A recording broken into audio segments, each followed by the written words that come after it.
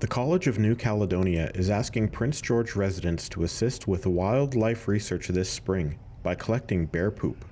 The CNC Research Forest is launching a community-driven project that relies on citizen participation to track bears living within city limits. We're looking at the hormone analysis of the bear scat. So we can dry it down and extract hormones from it that'll tell us the reproductive success of the bears are. So like if they're male or female, we can tell if they have high levels of stress like cortisol. And then we can also look at the metabolism hormones to see how well they're actually like digesting the food that they're eating. Those findings give researchers a snapshot of how bears are coping with urban pressures and how human activity may be influencing their well-being in different parts of Prince George.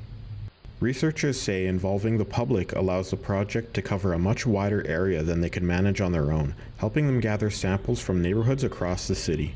The whole premise of the project is to really identify how the bears are in the city of Prince George, and we're encouraging everyone to, find poop for us. If they don't want to collect it, then they can call us and we'll come do it for them. We really want to promote more wildlife coexistence and just make things a bit more engaging for the public. The research team says residents can safely report or collect samples using provided guidelines, and the results will be shared publicly once analysis is complete. In Prince George, BC, I'm Jonathan Valaroso for Rogers TV.